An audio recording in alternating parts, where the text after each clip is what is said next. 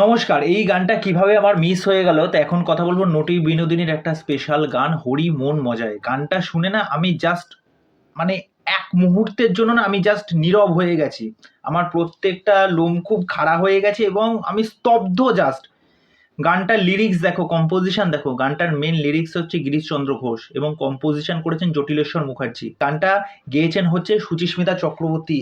কি গানের কম্পোজিশন, কি গানের লেখনী! গানটা কিভাবে গেয়েছে! রামকৃষ্ণ পরমহংসদেব একটি কথা বলেছিলেন এবং আসল এবং নকল এই সব বিষয়টা যেন মিলেমিশে একাকার হয়ে গেছে, তার একটা কিন্তু উক্তি ছিল। আর এই গানে কিন্তু সেই বিষয়টা দারুণভাবে ফুটিয়ে তুলেছে রুক্মিণী মিত্র। আচ্ছা, আমি ভাবি যারা রুক্মিণী মিত্রকে নানা কথা বলেছিলেন যে এই অভিনেত্রী কি সত্যিই অ্যাক্টিং পারে, দেবদার গার্লফ্রেন্ড বলে কিন্তু তাকে সিনেমাতে নেওয়া হয়, কাস্টিং করে নেওয়া হয়, কিন্তু তিনি কিন্তু আজকে প্রমাণ করে দেখিয়ে দিয়েছেন যে তার মধ্যে সেই অভিনেত্রী সত্তা এবং তার মধ্যে যে সমস্ত গুণাবলী বা বৈশিষ্ট্যগুলো থাকার দরকার তার মধ্যে কিন্তু সমস্তটাই আছে এবং সব ধরনের কাজে কিন্তু তিনি পারদর্শী। তোমরা গিয়ে গানটা জাস্ট শোনো আর রুক্মিণীর পারফরমেন্সটা দেখো, আমি অবাক হয়ে গেছি, অবাক! কিভাবে পারফরমেন্স দিয়েছে, মাই গড! নটি বিনোদিনীর ওয়ান অফ দ্য ফাইনেস্ট গান এটা। গানের মধ্যে একটা জায়গা আছে যে রুক্মিণী মিত্রর কৃষ্ণে বিভোর হয়ে তো সে তো নাচ করে যাচ্ছে। এই দর্শক আসনে কিছু লোক আছে যারা তার দিকে তাকিয়ে ঢিল ছুঁড়ে তার মাথায় গিয়ে লাগে, সে বসে পড়ে। আর সেই মুহূর্তে রামকৃষ্ণের অবতারটা আমরা দেখতে পাচ্ছি। রামকৃষ্ণ আছে, পেছনে পুরো আলো জ্বলছে, রামকৃষ্ণ হাত তুলে এরকম ওই মুহূর্তটা এবং তারপরে যে হরিনাম সংকীর্তনটা হচ্ছে সেটা আলাদাই গুজবাম্পস দিচ্ছে।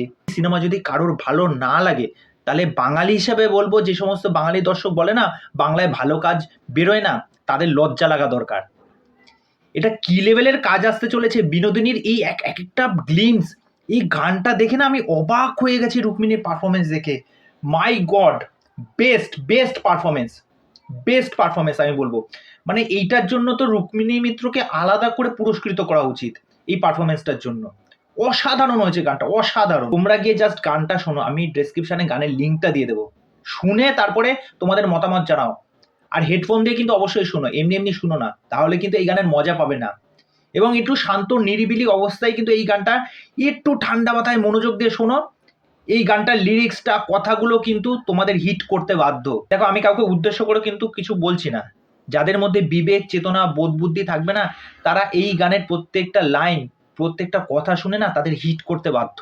এই গানগুলো নিয়ে কেউ চর্চাই করে না, কেউ বলেই না, এটা অবাক লাগে।